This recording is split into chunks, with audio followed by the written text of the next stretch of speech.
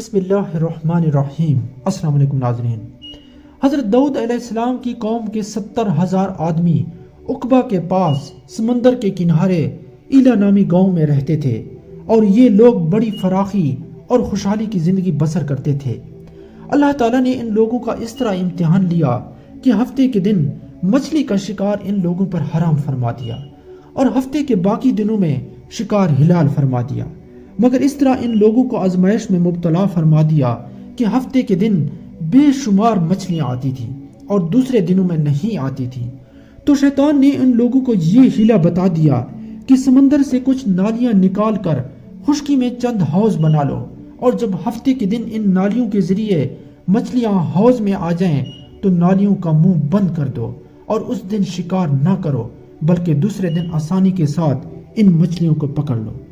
ان لوگوں کو یہ شیطانی ہیلا بازی پسند آ گئی، اور ان لوگوں نے یہ نہیں سوچا کہ جب مچھلیاں نالیوں اور حوض میں مقید ہو گئیں تو ہفتے ہی کے دن شکار کرنا پایا گیا جو ان کے لیے حرام تھا۔ اس موقع پر ان یہودیوں کے 3 گروہ ہو گئے۔ کچھ لوگ ایسے تھے جو شکار کے اس شیطانی ہیلا سے منع کرتے رہے اور ناراض و بیزار ہو کر شکار سے باز رہے، اور کچھ لوگ اس کام کو دل سے برا جان کر خاموش رہے، دوسرے کو منع نہ کرتے تھے بلکہ منع کرنے والوں سے یہ کہتے تھے کہ تم لوگ ایسی قوم کو کیوں نصیحت کرتے ہو جنہیں اللہ تعالیٰ ہلاک کرنے والا یا سخت سزا دینے والا ہے۔ اور کچھ وہ سرکش و نافرمان جنہوں نے حکم خداوندی کی اعلانیہ مخالفت کی اور شیطان کی ہیلا بازی کو مان کر ہفتے کے دن شکار کر لیا اور ان مچھلیوں کو کھایا اور بچا بھی لیا۔ جب نافرمانوں نے منع کرنے کے باوجود شکار کیا تو منع کرنے والی جماعت نے کہا کہ اب ہم ان مسیت کاروں سے کوئی میل ملاپ نہ رکھیں گے۔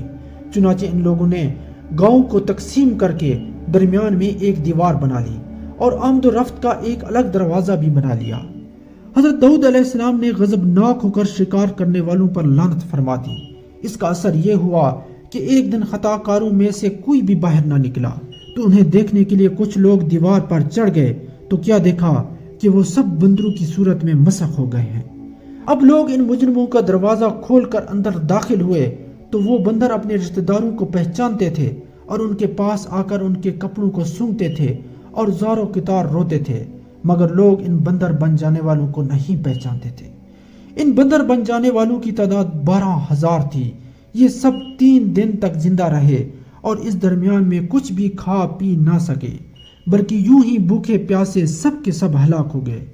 شکار سے منع کرنے والا گروہ ہلاکت سے سلامت رہا، اور صحیح قول یہ ہے کہ دل سے برا جان کر خاموش رہنے والوں کو بھی اللہ تعالیٰ نے ہلاکت سے بچا لیا۔